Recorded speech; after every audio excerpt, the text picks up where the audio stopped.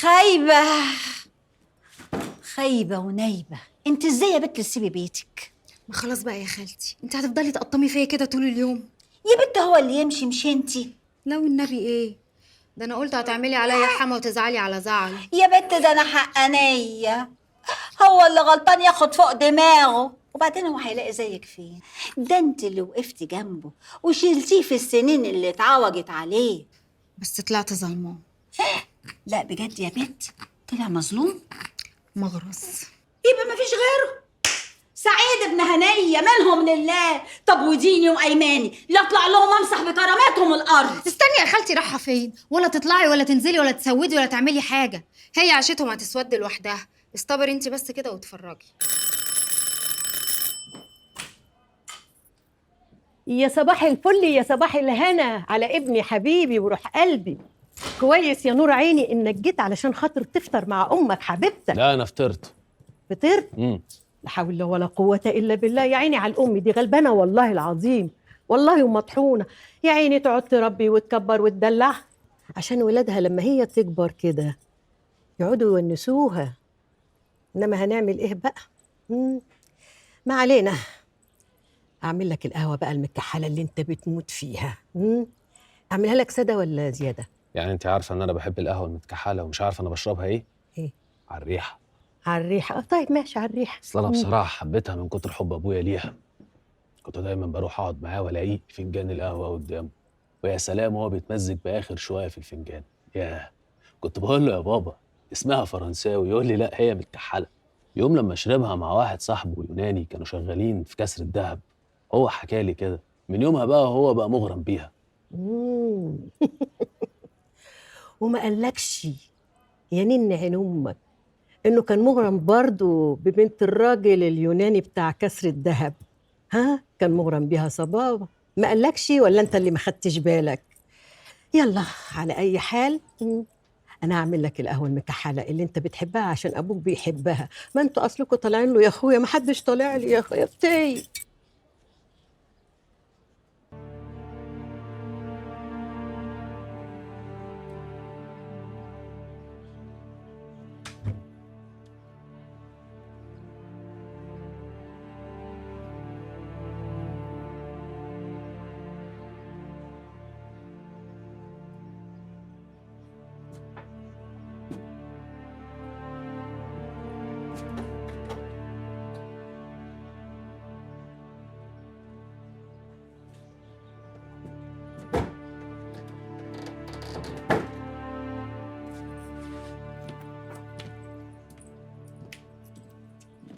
بتدور على حاجه يا نبيه؟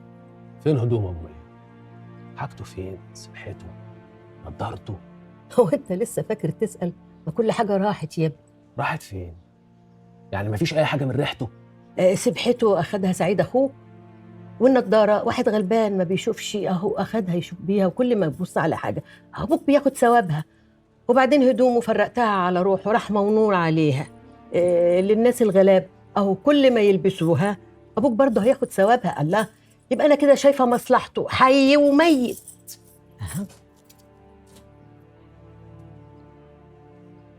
هو انت زعلت عليه لما مات؟ الا زعلت عليه طبعا. ده انا زعلت عليه خالص والله، بس حق ربنا يعني ما عيطتش. انا فاكر. انا اصلي ساعتها لقيت نفسي كتمت في روحي كده وزردت في نفسي، وطلع على نافوخي يا اخويا واعصابي باظت. ما تيجي نروح نزوره، بقالنا كتير ما شفناهوش. نزوره في ايه؟ في قبره. هتيجي معايا؟ لا انت مش عايزه ولا مش قادره؟ لا مش حكايه مش قادره ومش عايزه، لا هو انا عايزه، بس انا يا حبيب قلب امك لما بروح هناك بتفطر من العياط، بتفحت من العياط والله، وببقى مقهوره كده اهوت وما ببقاش قادره والله، بتعب. معلش تعالي على نفسك، اصل انا كده كده رايح له. هتيجي ولا ايه؟ لا هاجي معاك، امال ايه؟ ده احنا حتى مقصرين في حقه، لازم نروح له، امال ايه؟ استناكي بره. ماشي.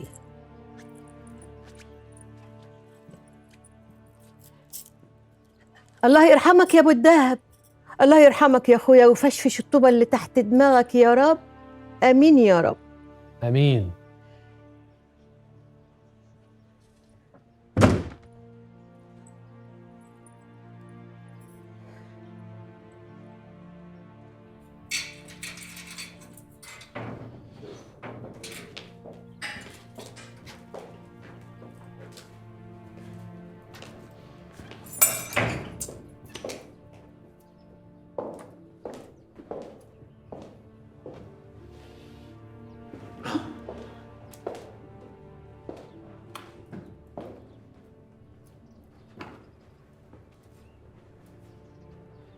سعيد.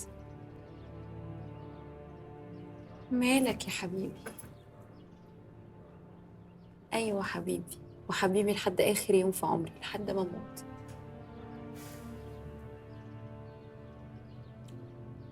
بعد الشر عليكي. ان شاء الله انا قبلك يا ستي. بعد الشر. وبعدين على فكره العيد الصغير بيجي قبل العيد الكبير. يعني ايه؟ ما اعرفش بقى، يعني هي ماما كانت دايما تقول لبابا كده، يعني يجعل يومها قبل يوم. بعد الشر عليك يا ماما. بعد الشر عليك. الحمد لله يا سعيد. كفايه ان انا وانت مع بعض وبنحب بعض، يعني مفيش اي مشكله هتقف قدامنا. وبعدين الدكتور طمنا، قال انه في امل، يبقى خلاص ان شاء الله خير. سعيد،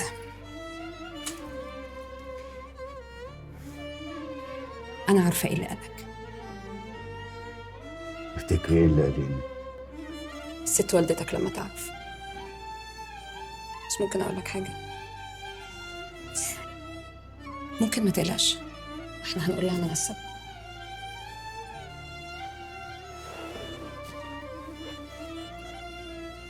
مش ده اللي قلقني. ولا ايه يا روحي؟ انا اللي قلقني ان انا هكون سبب في حرمانك من الاطفال، ان انت تسمعي كلمه يا ماما. حرمان ايه؟ حرمان ايه؟ يكفيني اني مراتك، والله العظيم ما عايزه اخلف لو انا معاك، اني اعيش عمري اللي باقي كله معاك شايله اسمك ومراتك. عشان خاطري خلي موضوع مامتك ده ما يقلقش. هتقول ايه يعني اكتر من اللي هي بتقوله؟ احنا متعودين. ممكن تروق بقى. انا متفائله بالدكتور ده والله، ان شاء الله خير. خير ان شاء الله.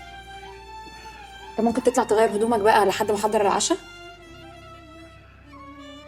يلا يلا قوم. اتفضل. طيب اتفضل. طيب. وبعدين يعني انا بعمل عشاء كل يوم؟ دي حاجه كده تيجي مره في السنه. يلا.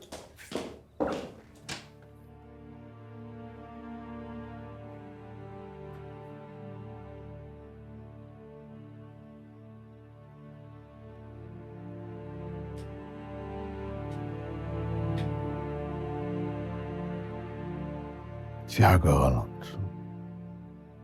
في حاجه غلط. لا في حاجه غلط.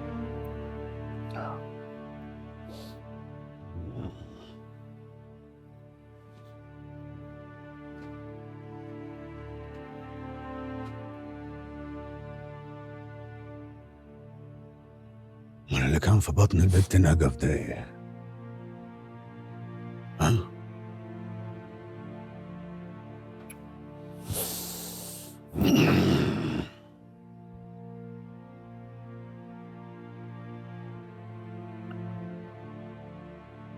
لا لا لا لا لا لا لا لا لا لا لا لا أنا مية.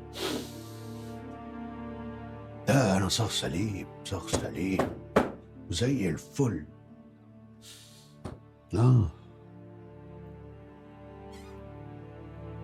الدكتور ده حمار ما بيفهمش.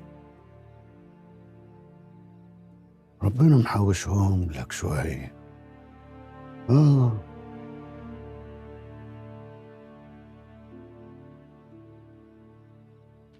محوشهم لك يا عبيد.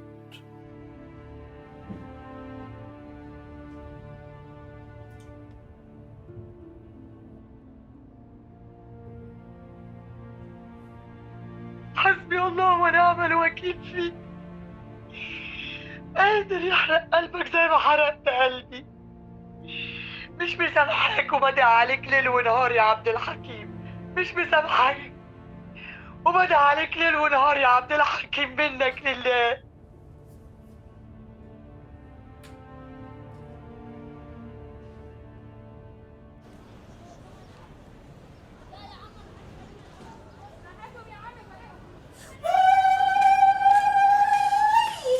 يا دي الهنا يا دي النور، يا ألف نهار أبيض. بتزغرطي على ايه يا خالتي؟ بقولك حامل والواد لسه على كتفي. طب وفيها إيه دي؟ هو ايه اللي فيها ايه؟ هو انا اصلا ازاي حملت وانا برضع؟ هتعترضي على قدرة ربنا؟ ونعم بالله. طب والشريط اللي انا مركباه ايه مش شغال؟ يا اختي وفيها ايه؟ احمد ربنا، احمد ربنا ان جاي العيلين ورا بعض على الاقل يسندوا بعضيهم. وبعدين انتي قلقانه ليه؟ ده الخير كتير والحمد لله. بقول لك ايه، كلمي جوزك يا اختي وفرحيه. يلا اتصلي بيه.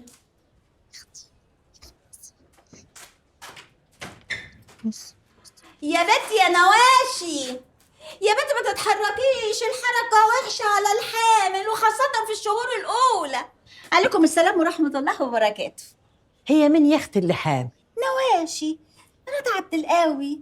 اسكتي، البنت يا اختي بتحمل باللمس.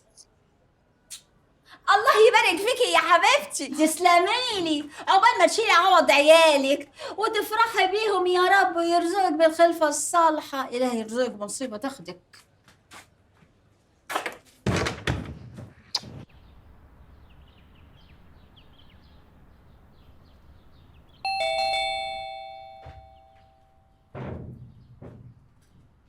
سيدك فين؟ ازيك يا حاجه؟ اهلا. تعالى يا بت. هو انا مش قلت لك لما التحاليل تيجي تبعتها لي على طول؟ ولما ما جبتهاش ليه؟ معرفش، سعيد قال هيجيبها ويجيلك. طيب اديني جيت بشحمي ولحمي اهو. هاتيهم بقى علشان نروح للدكتور ونشوف فيهم ايه. ما لا، هما مع سعيد مش هنا. بيعملوا ايه مع سعيد؟ معرفش. لا باين لك بقى معون مصدي، لا بيشيل ولا بيحط يا بنت ثانيه. والله باين عليكي كده ارض بور، لا اله الا الله. طب لازمته ايه الكلام ده؟ لازمته ايه؟ انا عايزه اشوف ولادي. وبقول لك ايه، روحي قولي الكريمه، ست الكريمه اللي بتخططي له خلاص فيس فرقع زي البالونه. ايوه كانت زرعاكي علشان تشيلي وتحطي، لكن لا يا حبيبتي، هتطلعي منها ايد ورا وايد قدام. يلا من غير سلام، جاتكم قرف. ايه القرف ده؟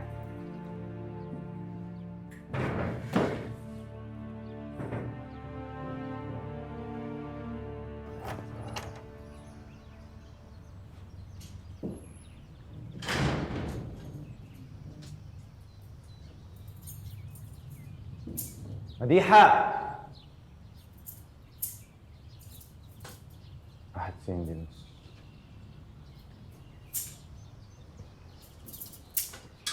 مديحة، يا مديحة.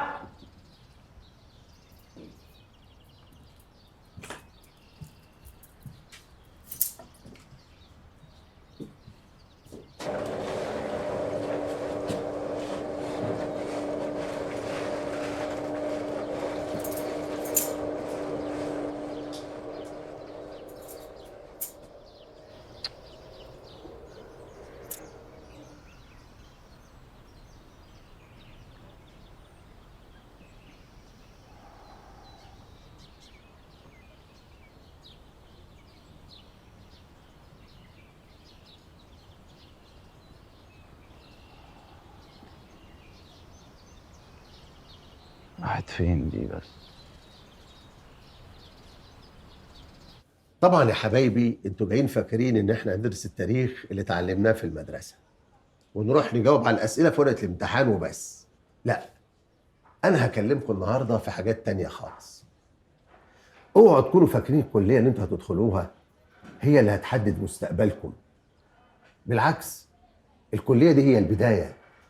ممكن تكون بدايه بسيطه كمان، بدايه زي نقطه في بحر.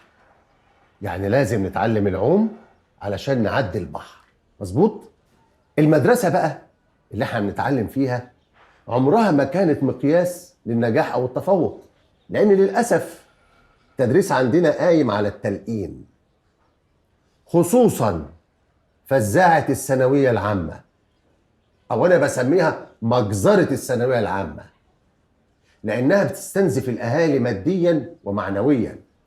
وطبعا الأهالي عايزين ولادهم يدخلوا كليات القمة اللي هي طب يا هندسة. ده بيخلي الولاد يعملوا ايه؟ يحفظوا، ما يفهموش، ويدخلوا كليات طب وهندسة، وتكون النتيجة انه يطلع طبيب فاشل في مهنته او مهندس مش حابب المكان اللي هو فيه، لانه هو اجبروه انه يدخل طب او هندسة ففشل فيهم، والنتيجة الناس هم اللي يتحملوها. يعني الطبيب ممكن يتسبب في موت مرضاه، المهندس يتسبب ان عماره تقع، مصنع يولع، لانهم مش حابين مهنتهم.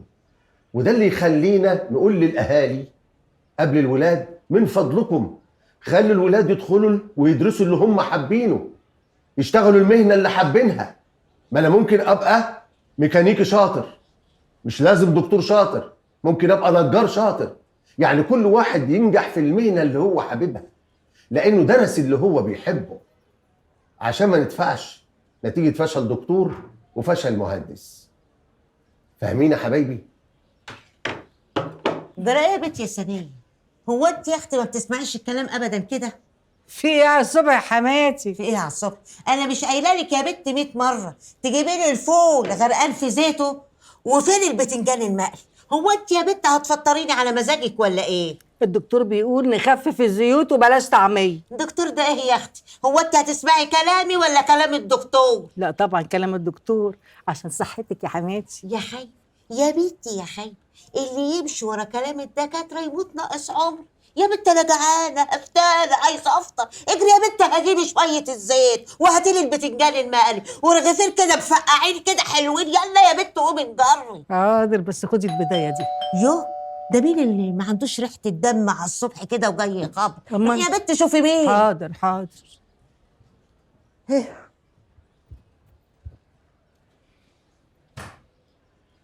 اهلا اهلا ست هنيه. ازيك يا سنيه؟ خطوة كريمه هنا؟ عزيز. اهلا اهلا اهلا يا ست هنيه. تصدقي بايه يا اختي؟ لا اله الا انا الله. والبت ثانيه دي كنا لسه يا دوب جايبين في سيرتك. اي والله بالخير طبعا. اكيد يا حبيبتي. تعالي يا اختي تعالي يا اختي علشان نفطر مع بعض، وهيبقى عيش وملح بدل اللي فات، ونجدد العهد برضه. لا يا حبيبتي فطرانه والحمد لله. بس لو تسمحي يا سنيه كده يا اختي كوبايه شاي في ال50 كده مظبوطه من ايديك الحلوه. عيني عيني. تعالي انا عايزاكي في حاجه مهمه. عايزاني في موضوع مهم؟ تعالي الله خش. يكون خير يا اختي.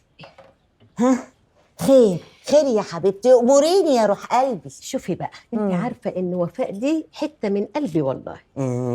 انت هتقولي لي يا اختي طول عمرك طيبه وحنينه وبنت اصول بصحيح.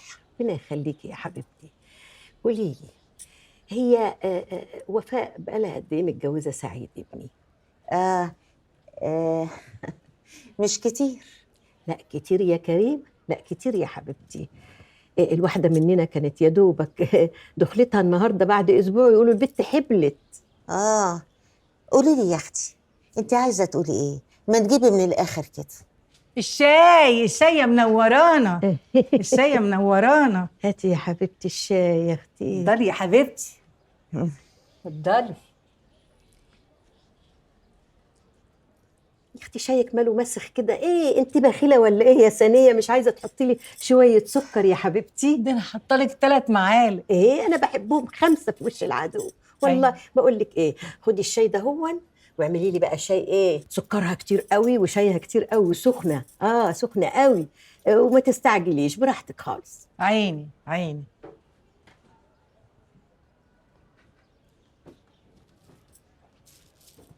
انا مش عاوزه اتكلم قدامها عشان ما تتخضش، ما هي امي برضو. شوفي يا كريمه، البت وفاء يا حبيبتي راحت للدكتور وعمل لها بقى شويه تحاليل على شويه اشاعات وكده هوت، وقال لها قال ايه يا اختي ان البت ملهاش في الخلف يعني. بقول لك ايه ما تتخضيش، انا بقول لك الكلام ده علشان نشوف لنا حل. ما هي الحكايه دي مهمه قوي بالنسبه للرجاله. ايوه وسعيد ابني يعني لو كان السنه دي هيستحمل السنه الجايه مش هيتنيها. انت بتقولي ايه يا وليه؟ لا وانا بتكلم جريجي يا كريمه. انا بقول لك الكلام ده علشان نشوف لها حل، نعمل لها زار شيخ يرقيها يمكن تتفك عقدتها، والدكتور هنعمل كل اللي هو بيقول عليه. ما انا خايفه لا تكون محسوده ولا حد عامل لها عمل. الله، ما هو انت ما تعرفيش ابني حبيبي سعيد كان قمر والله العظيم، قمر كده، والنسوان كلها والبنات بيموتوا فيه. لما وفاء بنتكم فازت بيه اكيد فيه واحده راحت عملت لها عمل والله، ويكون مرمي تحت راس ميت ليه لا يعني. انا قلت لك اللي فيها وانتوا بقى ايه اتصرفوا. ايوه، اللهم اني بلغت فاشهد. سلام عليكم. مع السلامه يا شاي اختي. يا ست هناء. ايه الشاي يا اختي؟ شايك مسخ ليه كده؟ الله، ابقي اغلي الميه حلو علشان خاطر يبقى حلو كده وجميل. يلا سلام عليكم. سلام.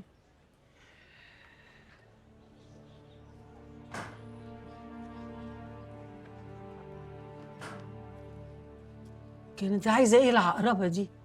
عقربه دي يا اختي طلعت عقربه وعقربه وعقربه، ام العقارب كلها.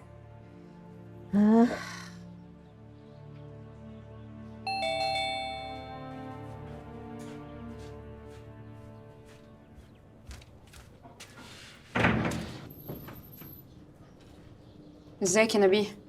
خير؟ هنقف نتكلم على الباب؟ اتفضل.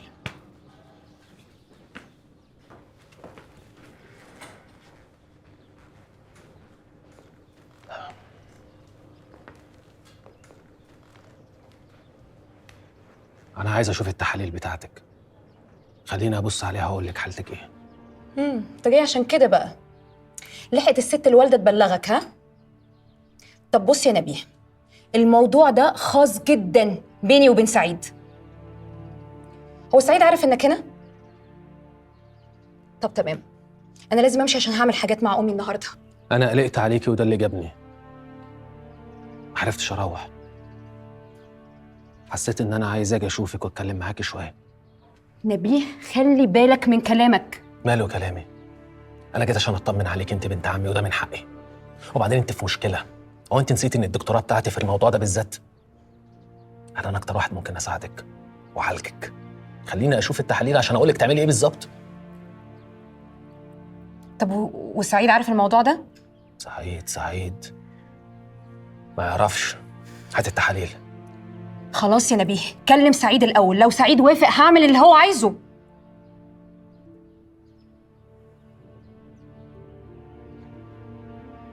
ابقى اخده بيكي.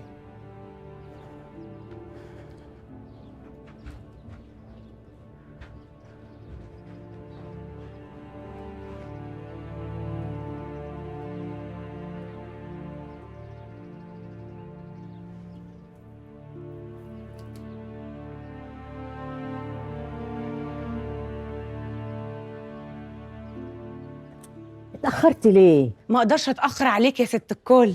طب تعالي اقعدي. ما يصحش يا بنتي تعالي اقعدي. من عينيا.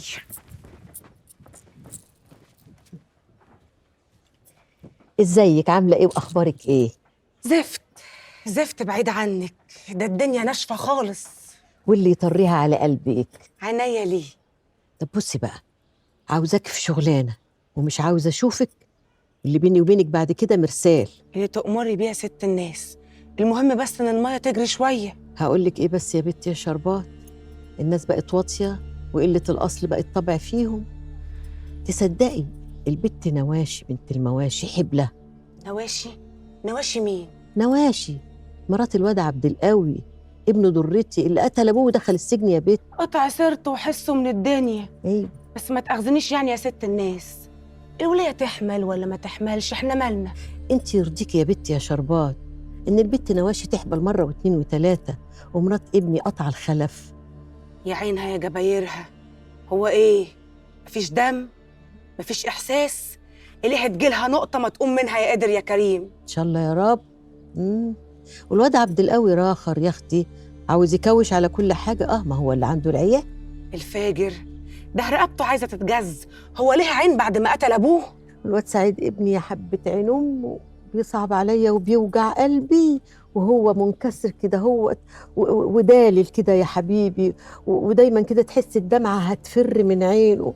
وساعه ما شاف الوليه نواشي دي وهي حبله، يا خرابي كان هيموت فيها. يا اختي يا اختي يا اختي يا اختي يا اختي. قلب امه.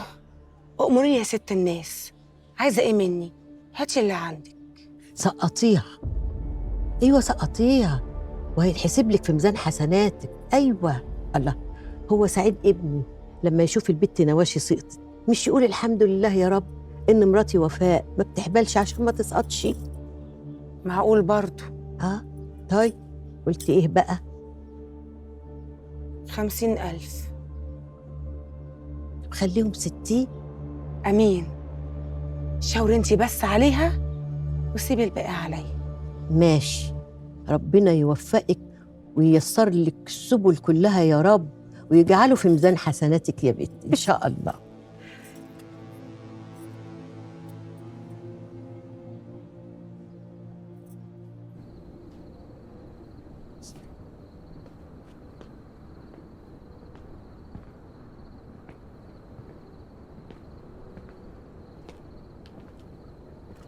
مساء الخير يا حبيبتي.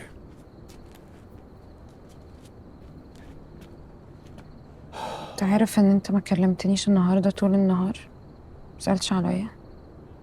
معلش ما قلت عليك. معلش، انا اسف معلش، انا عندي شويه شغل النهارده كتير.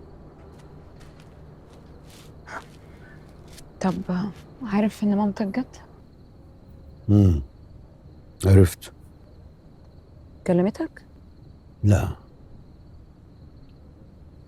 جت لي المكتب.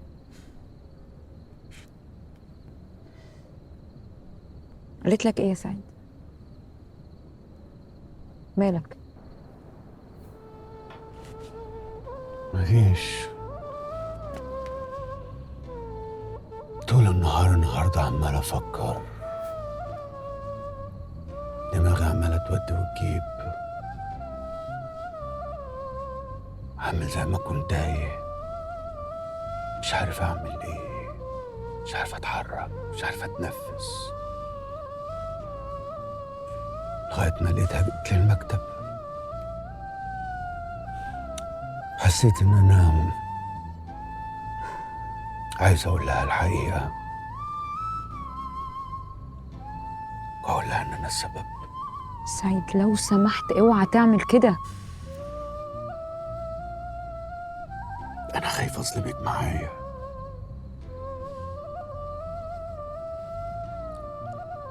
تسلمني لو سبتني يا سعيد.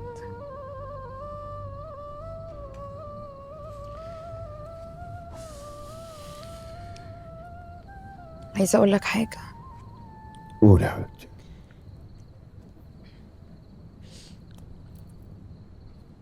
نبيه جه النهارده، سألني على التحاليل وكده، وكان عايز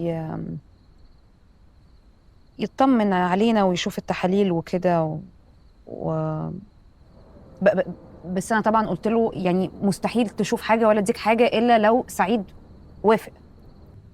ازاي يجي هنا وانا مش موجود؟ وازاي تتكلموا مع بعض في حاجه زي كده؟ لو قال ايه انا مش موافق اصلا. يا سعيد ده انت عمرك ما زعقت لي كده، في ايه؟ انا اعمل اللي انا عايزه كده يا سعيد. ممكن تهدى شويه؟ مش هادي. ما بنتكلمش مع بعض كده، ما حصلش حاجه. اهدى افهم. طيب هو جه ليه وافهم انا بفكر ازاي. مش عايز كده يا سعيد. ممكن نفكر بالعقل شويه لو سمحت. نبيه ده دكتور اصلا، يعني الرساله بتاعته والتخصص في الموضوع ده، ما بيعملش حاجه غير بيحل المشاكل اللي شكلها كده من النوع ده. مين عارف، مش يمكن يساعدنا؟ مش يمكن يعرف يحل المشكله دي؟ مش يمكن نخلف؟ انا ما بقولكش قرر دلوقتي، انا بقول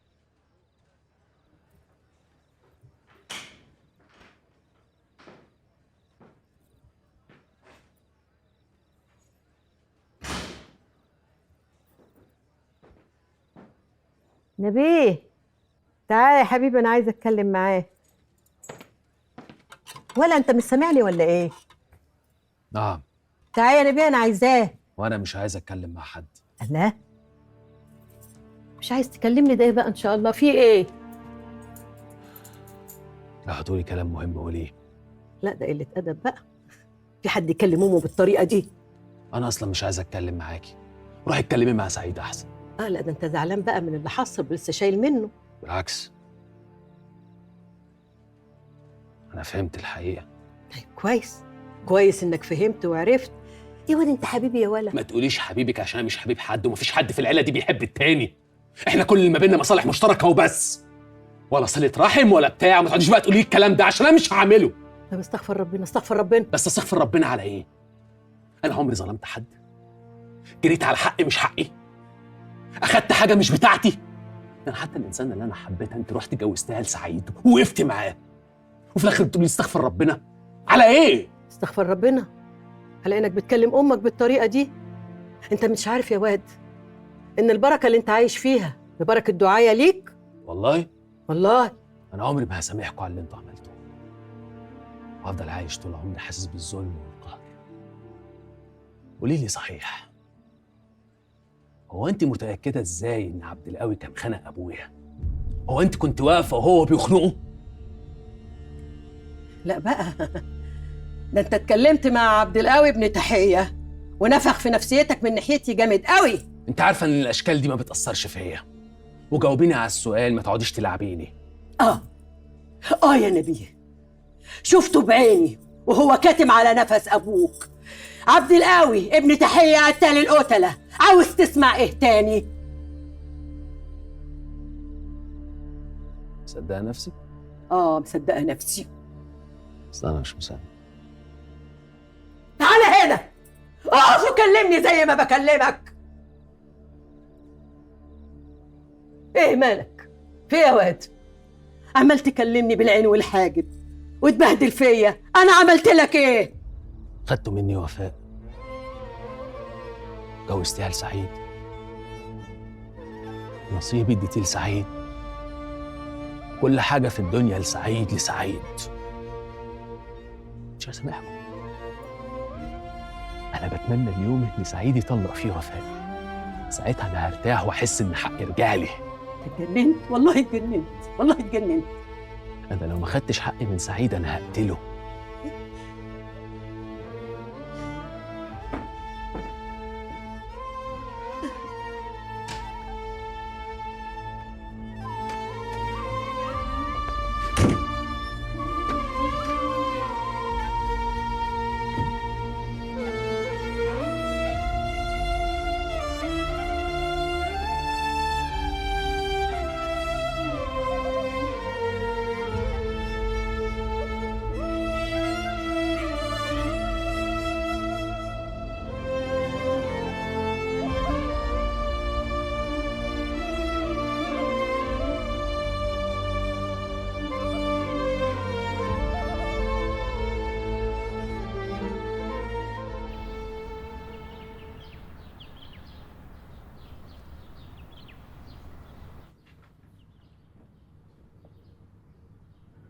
يا بنت اتكلمي.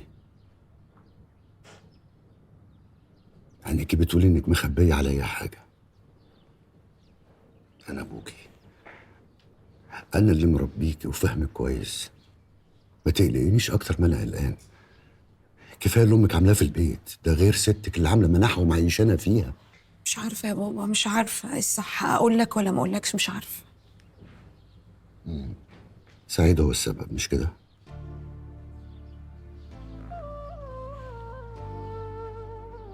صدقني انا مبسوط قوي. عارفه مبسوط ليه؟ عشان انت قويه وفاهمه دورك كويس وعارفه هتتصرفي ازاي. أنا تعبت. معلش، ربنا هيقويكي. يعني هي صعبة قوي يا بابا، قوي. ما تشغليش بالك بيها، انت اقوى منها مليون مره.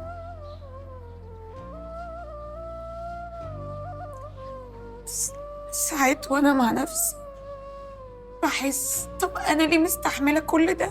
طب ما خلاص اروح اقول لها الحقيقه واخلص من طريقتها ولسانها ده. لا، مادام جوزك مش عايز حد يعرف يبقى ما تقوليش. قولي لي انا بقى، ناويه على ايه؟ قولي لي، ما تكتميش في قلبك. يا بابا انا اصلا مش عارفه انا عايزه اعمل ايه. انا جوايا خناقه. انا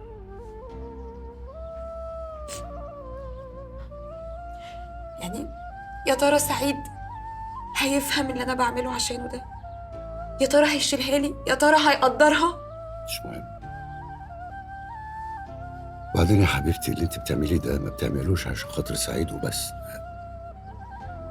انت بتعمليه كمان عشان خاطر نفسك، عشان وعشان خاطر بيتك، وعشان خاطر انت بنت اصول ومتربيه، وكمان عشان خاطر انت ست. فاهمه يعني ايه ست؟ قوليلي، لما حد يحب يحلي حاجه كده ويعلي مقامها يقول ايه؟ مش عارف. انا اقول لك يقول ايه؟ يقول ست الكل، ست الناس، ست الحسن. يا حبيبتي، الست اللي بحق وحقيقي تتحط على الراس زي التاج، تعلي المقام لفوق. وبعدين يا ستي، لو سعيد ما فهمش اللي انت بتعمليه عشانه مش مهم. المهم ان انت عملت الصح، عملت الاصول يا بنت الاصول، يا ست الكل. سر جوزك لازم يفضل في بير، ما تقوليش لحد، اوعي تقولي لامك. ولو لقيتيها بتتمرمط قدامك كده برضو اوعي تقولي لها، ولا تقولي لستك. تعرفه ممكن تعمل ايه؟ حاضر يا بابا. يا حبيبتي، شوف انت هتعملي ايه واعملي من غير ما تفكري. ان شاء الله ربنا معاكي، وانا يا حبيبتي معاكي. يا بابا ربنا يخليك. يا حبيبتي، يا حبيبتي، يا ست الستات، يا ست الكل، يا حلوه يا قمر.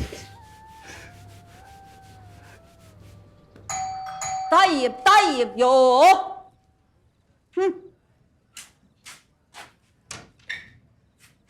ابنك فين؟ عايزه منه ايه؟ يا عبد القوي، عبد القوي. اهلا ست الحاجه، ده ايه النور ده؟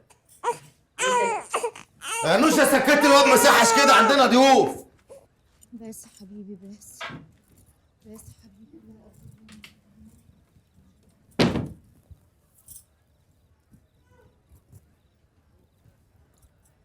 قلت ايه لنبيه يا ابن تحيه؟ الولاد دي عايزه منه ايه؟ مش عارفة، بس شايفة غلها ونارها طافحين على وشها ازاي؟ والنبي اللي زي دي هتموت والعة. يا اخي تولع بجزوزك حتى.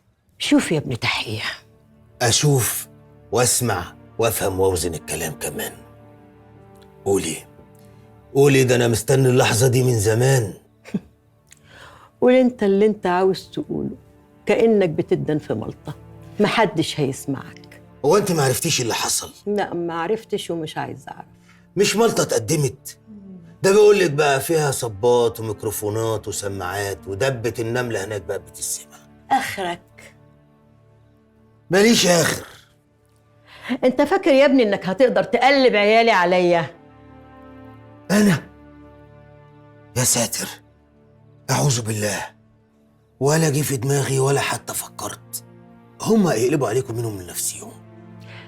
قلت ايه لنبيه يا عبد القوي؟ الله،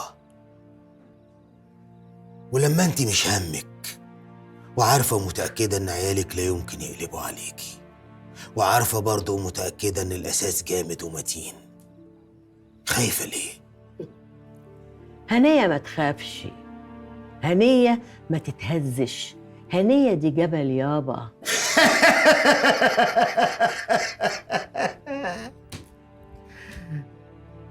ولما انت يا جبل ما يهزك ريح ولا فيضانات وزلازل وبراكين، جاي لحد عندي ليه؟ جاي ليه على سكة الغلبان المكسور اللي متداس عليه بالجزم؟ بقول لك ايه؟ اقول لك انا، بسم الله، الله اكبر الله اكبر. قالوا زمان اللي تمنه فلوس تقدر تشتري سكاته، واللي تقدر تشتريه ما تخافش منه. والدهب غالي واللسان رخيص. انت يا واد عمال تقشش فيا كده، عيني عينك، ما انتش مكسوف من نفسك. يعيش البجح على قفا المكسوفة مرات ابويا. اقول لك انا هقول لهم ان انتي كنت ست الناس، وان انا شفتك بعنان الاتنين دول زمان قاعده تحت رجل ابويا بتخدميه وبتراعيه، ده حتى لما مات شقيتي هدومك عليه وعينيكي دبلت من الحزن وكنت عايزه تدفني معاه. انت بس فتحي مخك معايا، ولازم تفهمي ان اللي راح راح خلاص، منوش لزوم، واللي جاي اقوى واهم بكتير.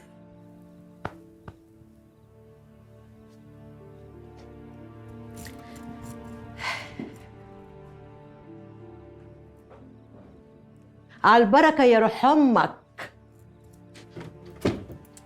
ايه رايحه فين؟ كنت هعمل لك شاي. اشربي يا روح امك. يا بنت المجنونه، ايه عايزه ايه منك الولايه دي؟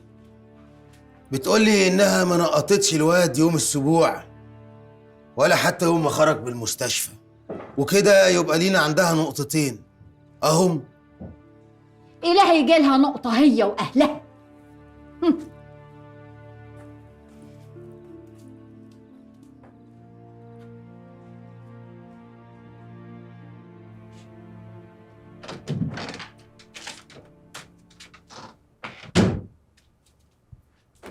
الواد فين؟ اديته لامك تنيمه.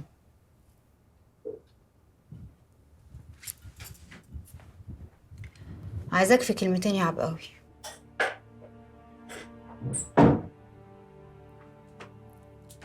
احلى كلمتين. لا، كلمتين من اللي بيتسمعوا ويتعقلوا ويتوزنوا وتحطهم حلقة في ودنك. الراجل اللي بيعمل الفلوس بيصرف ويبعزق وما بيهموش. عارف ليه؟ عشان هو عارف انه قادر يعمل غيره. انما الراجل اللي الفلوس تعمله بيخاف يصرف عشان عارف ان هو من غير الفلوس ولا حاجة، ما يسواش. هز الغربال وانت بتتكلمي يا نواشي، وخلي بالك من الكلام اللي بيقع منك. لا، انا اتكلم زي ما انا عايزة. انت قلبي عبقاوي، انت نني عيني اللي بشوف بيه. ياك فاكر ان نقلتنا هنا ولا الدهب اللي اديتهولك هنية هزني؟ امال ايه اللي يهز نواشي؟ الراس المرفوعة، العين القوية اللي محدش يقدر يدب فيها رصاصة. وايه لازمته بقى الكلام ده دلوقتي؟ هنية اديتك دهبها ليه؟ اوعى تكون بتستقوى على واحدة ست. هنية قافلة وبتبخ سم وانا عارفة، بس اوعى تسن سكاكينك على اللي وقع ومحدش سمع عليه. اوعى تكون كانت جاية طالبة منك السماح وانت رديتها وشمت فيها. اوعى اوعى يا عبقاوي. لا يا نواشي لا، اقسم بالله لو كانت جايه ندمانه حتى لو من ورا قلبها انا كنت بوست راسها وسامحت في اللي فات كله، بس هي جايه والكبر مالي عينيها، جايه توريني اللي هي لسه قادره، جايه تعرفني ان انا لو وقعت تحت ايديها مش هتسمع عليها ولا ترحمني. والله ده اللي حصل. كنت عايزاني اعمل ايه طيب؟ اسلم ونخلها؟ لا، زي ما انا عايزاك ما تستقواش على واحدة ست. اوعى تضعف ولا تنخ. اللي يرشك بالمية رشه بالدم. اصيله يا بنت، اصيله. ايه اللي كنت عايز تقوله لي بقى يا سعيد؟ انا كنت عايز اتاكد من الكلام اللي انت قلته. ايه الكلام اللي انا قلته عايز تتاكد منه؟ ما انا بقول كلام كتير. لا الكلام اللي بخصوص الحل اللي انت قلته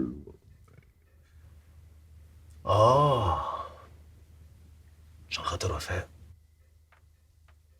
لا يعني خصوص لو كان الراجل هو اللي ما بيخلفش. الراجل؟ انت عمال تلف وتدور، ما تخليك صريح. انت عايز تقول لي حاجه؟ في انا بيه اللي هقوله ده يبقى بيني وبينك. المشكله منك انت؟ انت خايف امك تعرف صح؟ انت هتقول لها؟ لا، هقول لها ايه؟ هي دي حاجه تتقال؟ انا قلت كده برضو، احنا اخوات وملناش غير بعض. وقلت كمان انت لما عرفت المشكله عشان كده طلبت التحاليل من وفاء عشان تحل لنا الموضوع ده. ما تقلقش يا سعيد،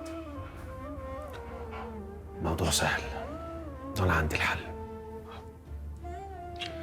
اهم حاجه تسمع كلامي كويس. لا، انا ما بحبش الطريقه دي. ما انت لازم تسمع كلامي علشان نجيب نتيجه بسرعه. طب ماشي. اعمل حسابك ان انت هتصرف فلوس كتير. وماله، طالما هتجيب نتيجه. خير. انت كنت عامل تحاليل، انا عايز ابص عليها. كده كده انا هعمل لك تحاليل وفحوصات تانية. تحاليلك دي فين؟ معايا في العربيه، ممكن اطلع اجيبها لك.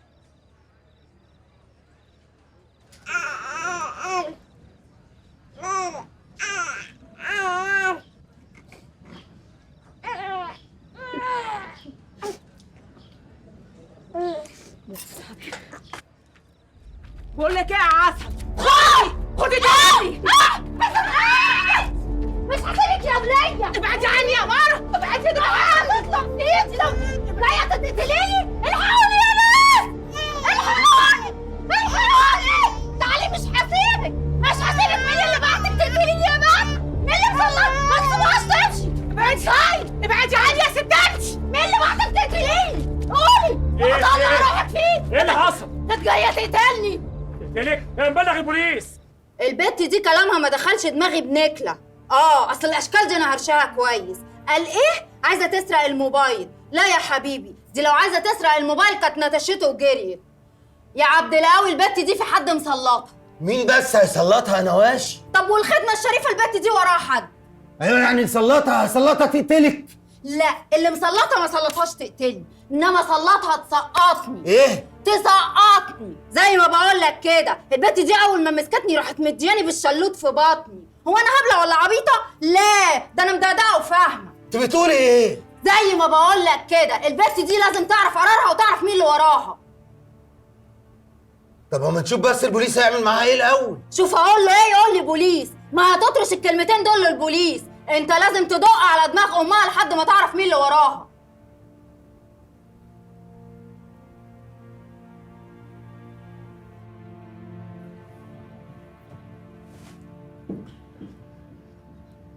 يعني انت مش عايزه تقولي مين اللي وزك على نواشي علشان تسقطيها؟ اسمك شربات مش كده؟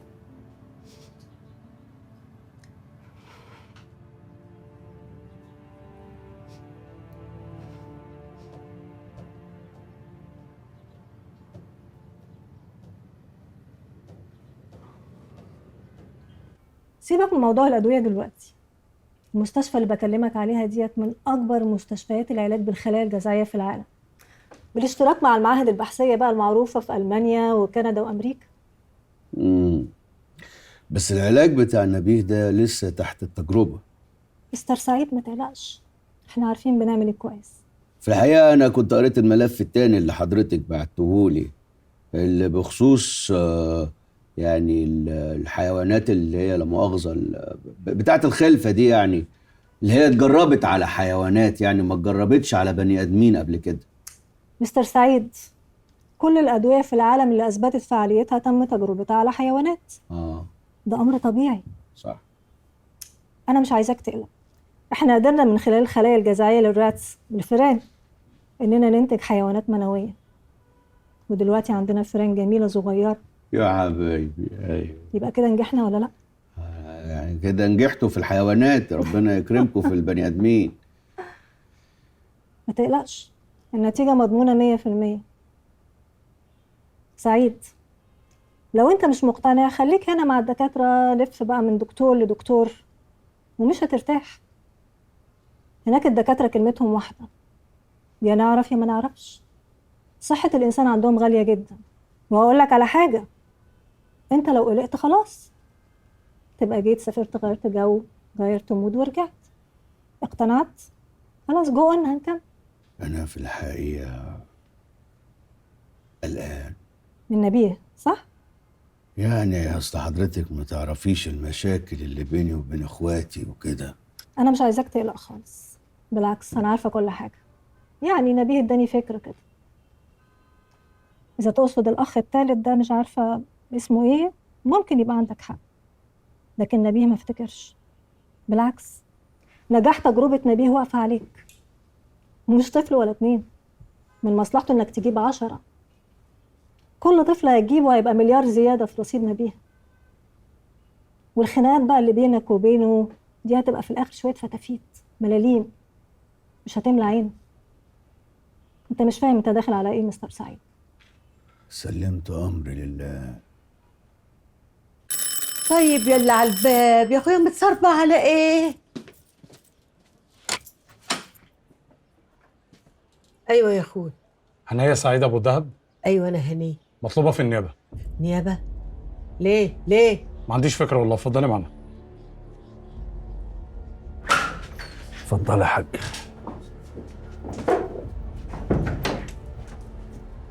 يعني كده الموضوع خلص خلاص؟ مفيش موضوع اصلا يا حاج، ده مجرد بلاغ كيدي. البت دي حاولت تقتل الحاج سعيد، وبعدين امها كانت بتشتغل عند حضرتك وانت طردتيها عشان عدم امانتها.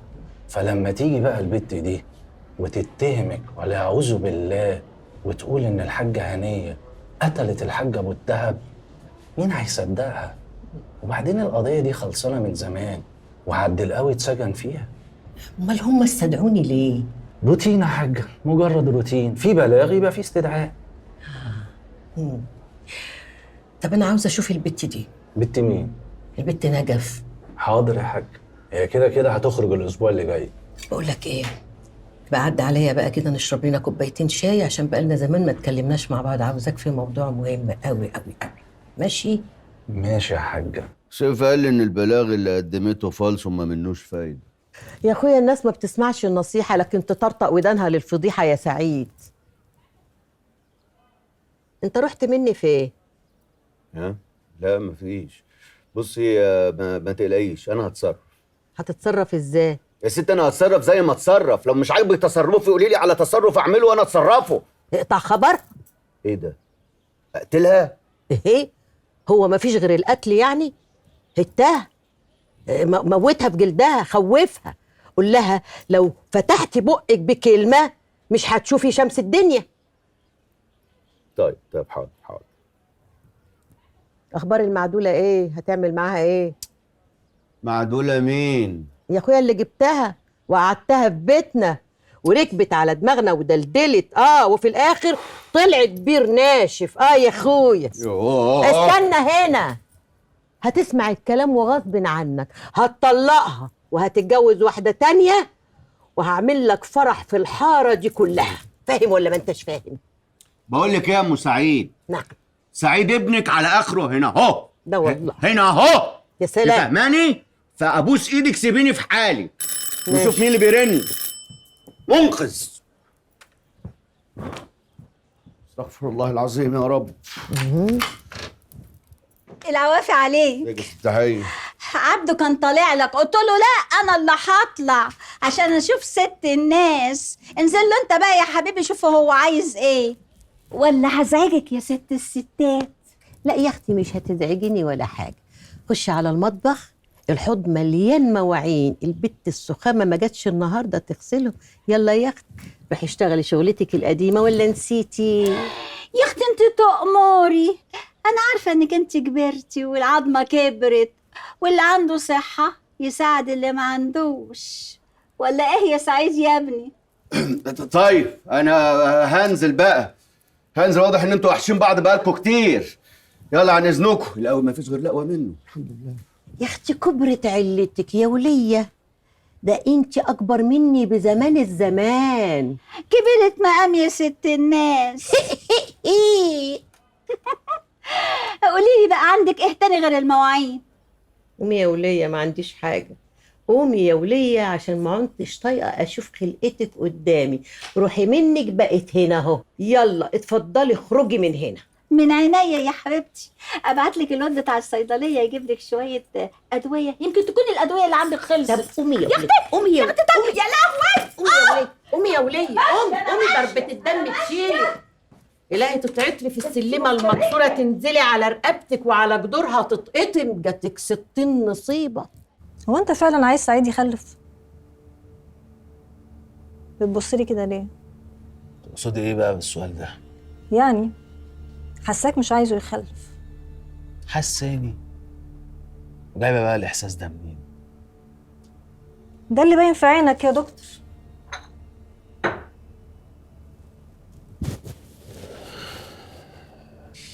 قفشت ليه؟ احنا بنرغي يعني وبنتسلى. ممكن تتسلي في اي حاجه تانية؟ زي ايه طيب؟ زي التجربه اللي احنا شغالين عليها، الممولين اللي مش عايزين يصبروا. ما خلاص اتحلت، الطبيعة والكون حلوا لك كل حاجة وخلاص. سخروا لك سعيد اهوت، وافق على التجربة الخطر بتاعتك. طول عمري بكره المتشددين علشان هم متطرفين، انما اللي زيك متشدد ومتطرف اكتر منهم. ما تعيش الدور قوي كده يا نبيه، عايش لي دور الملاك وخلاص الجناحات طلعت. نبيه اعترف ان انت بتستغل اخوك، انت عارف ان انت مسفره معاك وممكن ما يرجعش، ويا صابت يا خابت بقى. سعيد ده اخويا وهيفضل اخويا مهما حصل. اخوك اللي اتجوز اللي انت بتحبها واللي طلع عينك عشان يديك فلوس. عبد الحكيم مش سهل، وبعدين انت اللي جايبه لي القضيه دي فلازم اشرفك. طيب يا سيدي اتفضل، مقدم اتعابك في القضيه. ايه ده؟ 10 مليون جنيه؟ وفي زيهم كمان لما يطلع النطق بالحكم. هي الناس دي شغلها مظبوط؟ اه طبعا مظبوط جدا، دي ناس كويسه قوي، بس هو يبان عليهم كده يعني علشان هما بيدفعوا كويس. بس صدقني الناس دي فلوسها حلوه قوي، وبعدين احنا مستعدين ندفع لك اللي انت عايزه. احنا مستعدين؟ سهام انت شريكة الناس دي في الارض؟ لا هو يعني مش شركتهم قوي كده، بس في بيني وبينهم مصالح كتير قوي يعني. وبعدين الناس دي تقدر تخليك بدل ما تكسب بملايين تكسب بمليارات. ثانية واحدة هرد عليهم. بالمليارات؟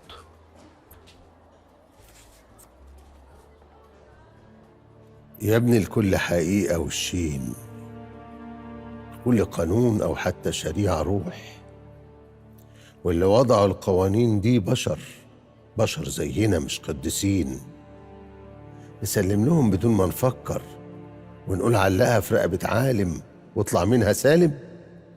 لا يا ابني، كل طائره في عنقه. انت اللي هتتحاسب، انت اللي هتتحاسب على عقلك اللي ما شغلتوش وضميرك اللي طرمخت عليه وانت معلقها في رقبة غيرك وقوانينه. اتق الله يا ابني، اتق الله، اتق الله.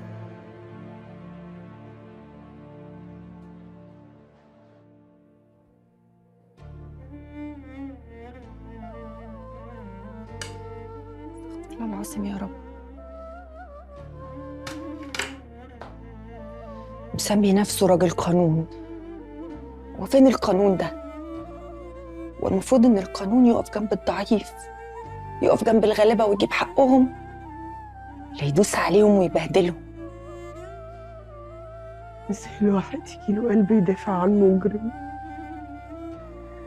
بينام ازاي وعينه بتخفى وقلبه ازاي بيبقى مطمن وهو واخد حق غيره؟ ايه، ما بيخافش من ربنا وعقابه؟ حسبي الله ونعم الوكيل فيه، حسبي الله ونعم الوكيل فيه. سيدي الرئيس، وقفت في السابق مدافعا عن المتهمين في قفص الاتهام ظنا مني ببراءتهم، ولكن اعترف اليوم امام سيادتكم بانني قد اخطأت. نعم، لقد اخطأت. القسم الذي اقسمته يحتم علي ان احكم ضميري. اعلم انه من واجبي ان ادافع عن موكلي، وانه له كامل الحق ان يكون هناك من يدافع عنه، ولقد فعلت ذلك في السابق. ولكن بعد ما انكشفت الحقيقة امامي فانا اتنحى عن هذه القضية، واقدم لسيادتكم كل الادلة التي تؤكد حقارتهم. خدعوني يا سيادة الرئيس. كانوا عايزيني ادافع عن شوية مجرمين سرقوا المال العام، وللأسف أنا اتخدعت كمان من أقرب الناس ليا. الست اللي المفروض تبقى حريصة عليا وعلى أموالي اللي أنا بكسبها من عرق جبيني بالحلال، لكن للأسف هو ده اللي حصل. اسمح لي أن أقدم لهيئة المحكمة الموقرة كل ما يؤيد أقوالي واتهامي لمراتي، علشان تقف معاهم في قفص الاتهام وياخدوا أقصى عقوبة. وأخيرا الله المستعان وعليه التوفيق. شكرا سيادة الرئيس.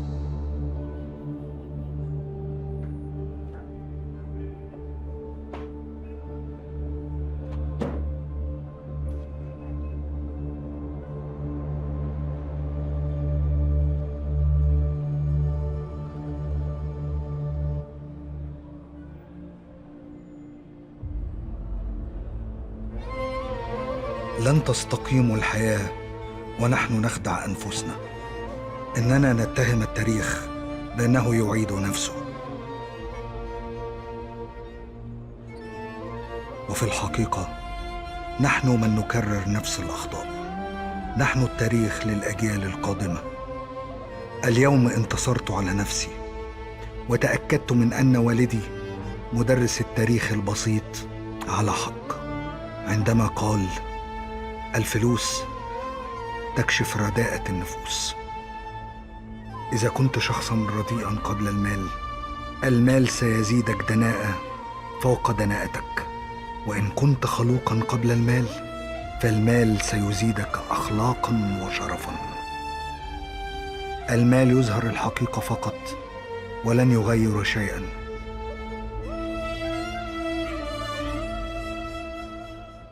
ماشي، طب هكلمك تاني.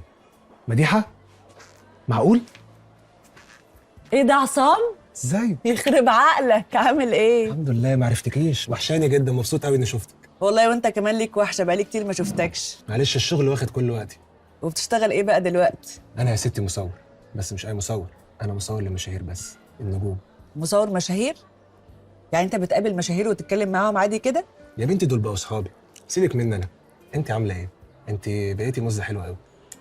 ما تحترم نفسك يا عصام، في ايه؟ لا انا قلت حاجه غلط؟ ده انا بقول لك بقيتي حلوه قوي. طب على فكره انت بقيتي صاروخ. طب لم نفسك. هو فيها مديحه؟ هو فيها عالم؟ هو يقول لحد كلمه حلوه اليومين دول يزعل؟ امال بقى لو قلت لك كلام وحش؟ كنت قمت سبتك ومشيت. بعدين ايه ده؟ فين دبلتك؟ هو انت مش كنت خاطب البت نورهان ايام المعهد؟ نورهان؟ هو انت لسه فاكره؟ انا الحمد لله ربنا نور بصيرتي وما اتجوزتش. على اساس يعني ان الجواز ده حاجه وحشه؟ لا لا لا، لا سمح الله ما اقصدش كده. انا بس كل الموضوع ان الجواز مش جاي معايا سكه، انا كده في الانجوي. سيبك مني انا. انت بتعملي ايه في حياتك؟ ما بعملش حاجه، يعني بشتغل، بس صراحه بشتغل كده شغلانه مش على مزاجي. طب تحبي تبقي نجمه؟ انت هتشتغلني؟ انا بتكلم جد. انا ممكن اعمل منك نجمه انت نفسك ما تعرفيهاش. خليكي واحده تانية خالص، بس سيبي لي نفسك. هو انت بتتكلم بجد يا عصام؟ يعني هو ينفع ابقى نجمه؟ ينفع؟ لو ما ينفعش هنخليه ينفع. على العموم هستناكي بكره تعدي عليا في الاستوديو، وده الكارت بتاعي. انا هعمل منك نجمه انت نفسك ما تعرفيهاش.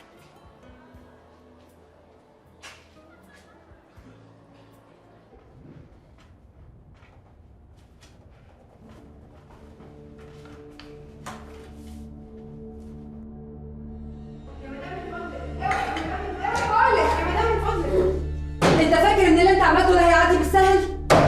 امشي اطلعي بره. الناس دي ما بتهزرش، واللي حصل ده هتدفع ثمنه غالي قوي. انت جايه تهدديني؟ ايوه بهددك. انا ممكن اعمل لك محضر تعدي وكمان فقري، وهتفضل طول عمرك عريان. والمكتب ده انا هقفلهولك وهشطبك من النقابه، ومش هتلاقي اي حد يقف جنبك، وهتجيني زاحف يا عبد الحكيم. وانا اهو وانت اهو.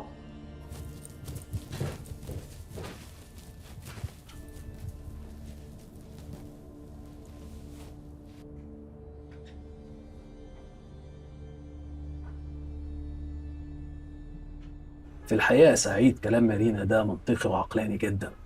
احنا فعلا لو اشترينا مستشفى جاهزة ده هيوفر علينا مجهود ووقت كبير. احنا لقينا المستشفى اللي احنا عايزينها، هي في اكتوبر، بس صاحبها طالب مبلغ كبير شوية. لو خدناها صدقني احنا اللي هنبقى كسبانين. ها، قلت ايه؟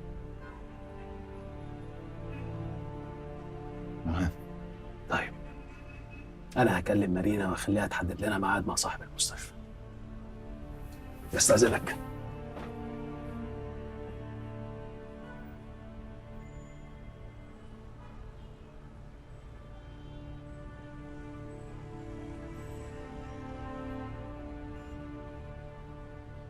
الواد سعيد مش عاجبني. ايوه، مش عارفه، حاسه كده زي ما يكون في حاجه مخبيها عليا. موضوع وفاة مش اكتر يا حاج. البت راكبه ومدلدله. ايوه راكباه. دي راكبه ودايسه بنزين واسحه. انا عارفه انها مش سهله. اه بس الحاج سعيد برضه مش سهل. بقول لك ايه، انا عاوزاه يتجوز النهارده قبل بكره. مالك يا اخويا ما بتردش ليه؟ يا واد انت ما انتش فاهم، سعيد لو اتجوز البت وفاء مش هتقعد في بيته يوم واحد، لا يوم ايه، ساعة واحدة. ايه ده؟ ايه ده يا ناس الدماغ دي؟ لا مؤاخذة يعني يا حاجة، انت وفرتي كتير على الشيطان. الدماغ دي مش محتاجة حد يوسوس لها خالص. يا واد انت يا ولا.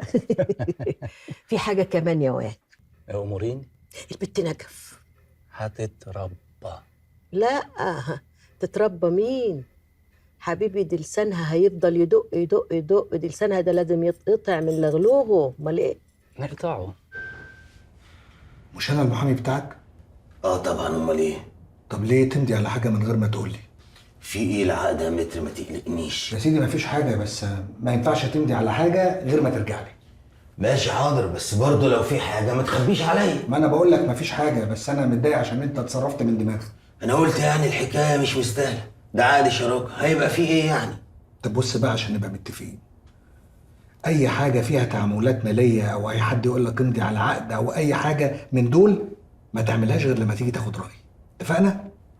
اتفقنا متر. ماشي، هستأذن انا. طب استنى، انت ما شربتش حاجه؟ لا معلش ملوش لزوم، اصل النواشي بعافيه شويه، لازم اروح اطمن عليها. الف سلامه. السلام عليكم. سلام.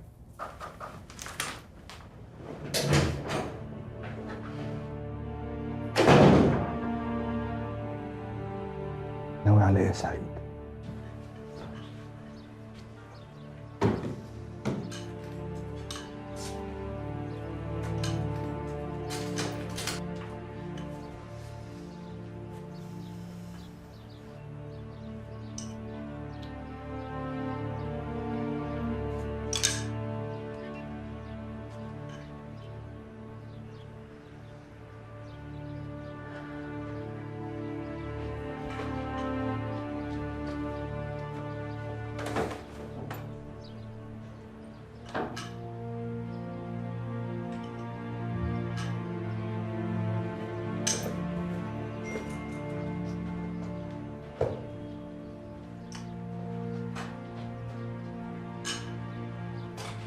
قلت ايه؟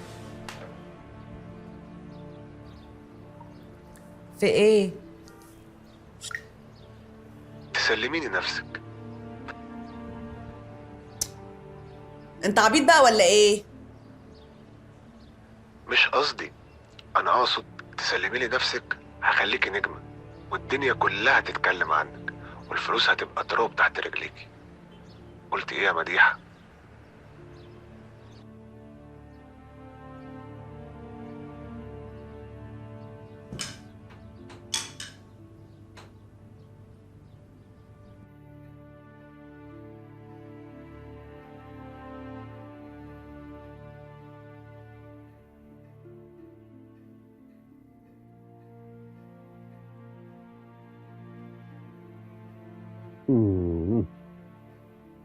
طيب.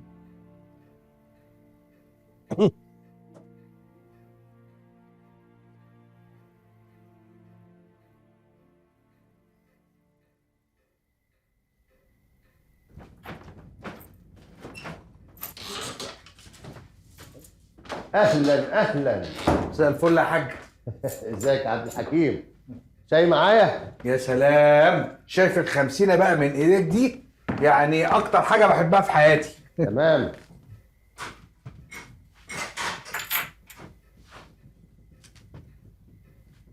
إذا قابلت من يفهمك في هذه الحياة بصدق حافظ عليه جيدا ولا تفرط به أبدا،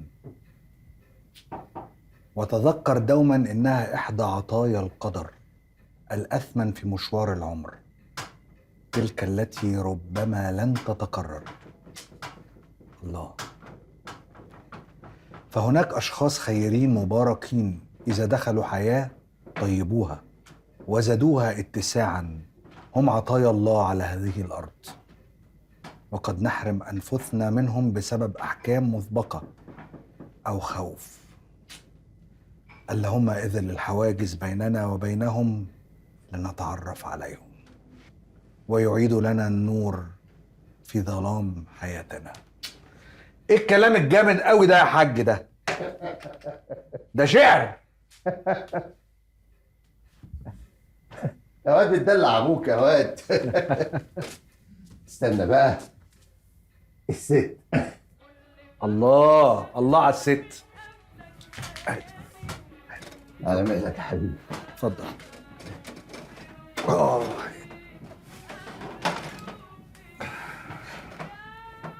عارف، ام كلثوم دي كانت ست ذكيه جدا. شوف انا لما بتكلم عنها بقول ايه؟ الست. لما كنا نستنى حفلاتها نقول حفلات الست، لما نسمعها نقول بنسمع الست. طب اقول لك على حاجه مش هتفتكرها. وانت صغير لما كنت اقعد اسمع ام كلثوم كنت تتضايق، تقول انت بتقعد تسمعها الوقت ده كله ليه؟ كنت بقول لك ايه؟ تفتكر؟ طبعا فاكر. كنت بتقول لي لما تكبر ويقبلك المنطق الخاص بيك والفهم هتسمعها وهتحبها. هو ده. ام كلثوم غنت لكل الشعراء العرب. اراك عصي الدمع، ابو فراس الحمداني، غدا الالقاف للهادي ادم، ثوره الشك للامير عبد الله الفيصل وغيرهم كتير، والكل حبوها وهي عملت نقله في حياتهم. الفن يا ابني كان بيجمعنا كلنا حوالين بعض. صحيح. الست لما تبقى ست تبقى شيء عظيم، شيء شامخ، بتغير في المشاعر. أنا طلقت سهام. زعلان؟ زعلان إن أنا ما خدتش بالي، زعلان إن أنا دورت على الدنيا بطريقة غلط، زعلان إن أنا ما اتعلمتش وما فهمتش من تجربتي مع مديحة. مش عارف إزاي ده حصل. مهزوم؟ حاسس إن أنا عمري ما حبيت بجد. غلط. العلاقة بين الزوجين أساسها حاجة تانية خالص غير المشاعر والحب. أساسها المودة والرحمة والتفاهم والاحترام. المفاهيم دي أصعب من الحب. على فكرة الحب ما بيحتاجش مجهود. إزاي بس الحب ما يحتاجش مجهود؟ ما الكلاب بتحب على نفسها 24 ساعة في اليوم. البنات بتحب في الراجل مثلا تفاحة آدم، سبسبة شعره، وسامته، عربيته طبعا، الفلوس اللي عنده، عدد الكروت في محفظته. والراجل برضه يحب الست الجميلة. نبص لبعض، نعجب بعض، مفيش أسهل من كده. المجهود الحقيقي إننا نخلق المودة والرحمة حتى بعد الحب ما يروح. الحمد لله إذا رزقنا الحب الطاهر في القلوب الصادقة. هو ده الفوز العظيم من بحر الحياة. فهمت يا عبقري زمانك؟ فهمت يا جامد قوي. نسمع بقى أم كلثوم ونعدل المزاج مع الشاي. بس أم كلثوم بتغني للحب؟ يا ولا يا ولا افهم بقى يا ولا. الراجل مننا بيحب يعني ساعات كده شوية كلام يخليه يعيش في عالم مثالي، عالم يعشقه. الله عليك. كل واحد له أحلامه برضه وعايز يعيشها. نديها أم كلثوم بقى. ابتديت دلوقتي بس أحب عمري ابتديت دلوقتي اخاف لا العمر يجري. انا رجعتني شباب يا ولا. اعمل لك الشاي بالقرنفل نعناع زي ما انت بتحب يا حبيبي. ربنا يخليك ليا يا حاج.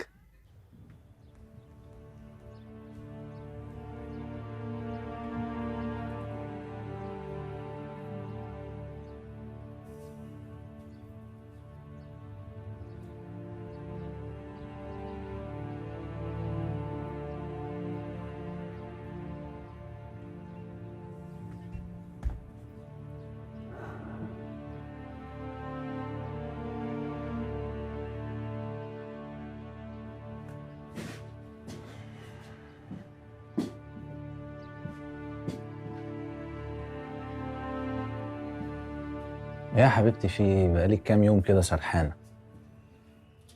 لا ابدا. لا أبدا. تفكري في إيه؟ هسيب الشغل. هتسيبي الشغل؟ ده ليه يعني؟ مش حاسه ان انا هوصل هنا لحاجه، يعني باجي زي ما باجيش، وبعدين بحس ان سعيد بيمن عليا بالمرتب اللي هو بيديهوني. يعني أفهم من كده إنك لقيتي شغل تاني مثلا؟ بس هلاقي. هتلاقي مديحة، ما ترسيني كده إيه اللي بيدور هنا؟ ولا حاجه والله، زي ما بقول لك يعني. بص، انا مش حابه اشتغل هنا خلاص، وحاسه ان هبقى مبسوطه لو مشيت. انت بقى بقول لسعيد ان انا مش هاجي تاني. ده أنت خدتي قرارك بقى. طب على الأقل خدي رأيي. جرى ايه حته مني؟ هو انت هتتضايق لو انا بقيت مبسوطه؟ لا بالعكس، إن أنت تبقى مبسوطة أنا كمان أبقى مبسوط. خلاص، انا هبقى مبسوطه لو مشيت. سلام.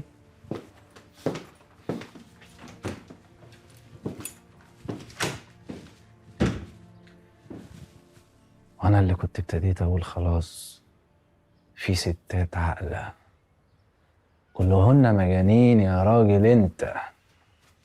سيف ما بيعملش حاجة منه لنفسه، لازما يبقى قايل لك. انت عايز ايه دلوقتي؟ انا عاوز اعرف انت ونبيه كنتوا ناويين على ايه؟ يا سيدي مش ناويين على حاجه. لا ناويين يا سيدي مش ناويين. الله، انت مش كنت عايز تبقى شريك وبقيت شريك؟ ايوه. امال ايه؟ وعايز تعيش في بيت ابوك وبتشتغل معايا وبتاخد كل اللي انت عايزه. انا مش فاهم مين اللي لعب في دماغك؟ الله يا ابني، ما كل حاجه زي ما هي، نسبتك زي ما هي، وحقك زي ما هو. مش معقوله بقى كده يا عبد القوي كل يومين تهب منك. لا ما هبتش مني، انا عاوز اعرف دلوقتي راسي من رجلي. يا تبطل هبل. هبل بهبل بقى، امال لما تشوف الجنان الرسمي. طب ايه؟ ما حدش له حاجه عندي، وانا بديك المال ده صدقه عطف. وبعدين مش بيقولوا الاقربون اولى بالمعروف؟ اكفر بقى. لا ده انا اروح فيك في داهيه. اهدى اهدى اهدى يا ابن ابويا كده. اهدى عشان خاطر لما بتهب منك عينيك بتدخش، ما بتبقاش عارف انت بتكلم مين. انت بتكلم الحاج سعيد ابو الدهب، وحش من وحوش الساغه. المال مالي واعمل فيه اللي انا عايزه بطريقتي. ادي اللي انا عايزه وما اديش اللي انا مش عايزه. ولعلمك انا سايبك انت واخوك بس كده تاكلوا عيش.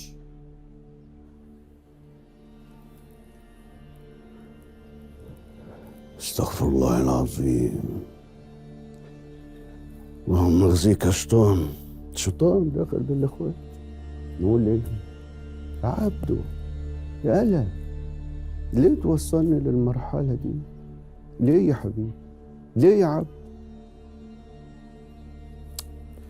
خلاص يا عبده بقى، خلاص خلاص يا عم. ما انت عارف ان اخوك الكبير حمقي وخلقه ضيق. في ايه مالك؟ احلف لك ان انا ما اعرفش سيف ليه اتصرف كده. هو بيحب ساعات كده يجود بينه وبين نفسه. طيب يرضيك ايه؟ اعمل لك عقد من اول وجديد؟ انا مش فارقه معايا. خلاص بقى. ايوه، ما تخليش دماغك دي تسوحك. انا بحوشهم لك عبيط.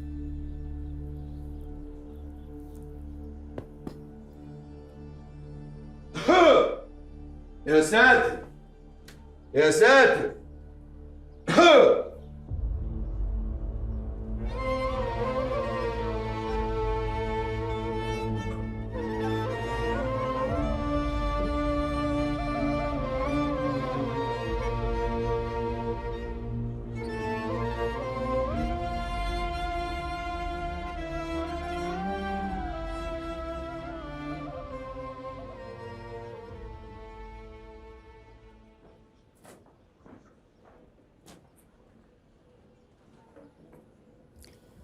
مش قلنا مش هتجيب له سيرة؟ ما قدرتش. أخوك تعبان. اسمع مني، أنا عارفة إن اللي عمله وبيعمله كبير، بس معلش، الحلو يحل الدنيا ويزيل الهم. حلو يا بنت اللي حل الدنيا ويزيل، لما بالشغل الفوازير ده. اللسان الحلو، الإيد الممدودة. أخوك مكسور بسبب الخلفة. هو ده بيحس؟ ده جبلة. باين في عينيه. أقول لك اعتبرها فرصة وجات لحد عندك، اقف جنبه، طبطب عليه، اثبت له إن الأخ سند. هو في يا بنت مالك؟ انت مالك شويه عماله تحنني قلبي عليه كده ليه؟ في ايه؟ خايفة. أنا في عيل على إيدي وفي عيل جاي في السكة، عايزاهم يتربوا في عزك يا أخويا. قصدك انت خايفه يعني سعيد ونبيه يعملوا فيا حاجه؟ لا أنا مش قصدي كده، بس يعني انت عندك حق.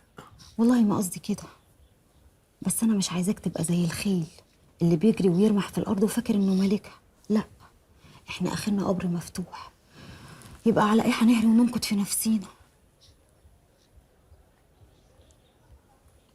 تعالى انا وشي. تعالي.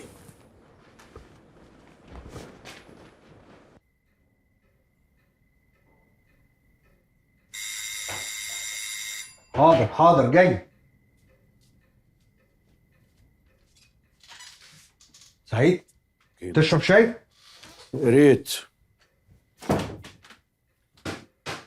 ابوك هنا؟ لا، راح عند عم هلال. احلى كوبايه شاي. مالك يا سعيد؟ وشك مش عاجبني. انت كويس؟ باين عليا قوي كده. باين ان وشك تعبان، باين ان انت شايل كتير. صدقتم بالله. لا اله الا الله. انا كنت عارف ان محدش هيحس بيا في الدنيا دي كلها غيرك انت. وانا واقف على الباب بره، كانت هموم الدنيا كلها فوق كتافي زي الجبل. اول مره حد بيسالني واللهفه دي في عينيه، حسيت بس دلوقتي ان الجبل ده نزل من على كتافي، كسرته ب100 حته. صدق عم هلال لما قال الصاحب اللي بجد رحمه من ربنا في الدنيا والاخره. مالك يا صاحبي؟ فيك ايه؟ انا تعبان. تعبان يا حكيم. ده انت شايل كتير. ارمي همومك على كتافي يا صاحبي وانا شايل. فيك ايه ياض؟ فهو كده. ده انت لو طلبت عين من عينيا اعطيها لك. قولي مالك؟ فضفض. فاكر زمان واحنا صغيرين لما كنت تيجي تحكي لي كل حاجه؟ قولي مالك يا سعيد؟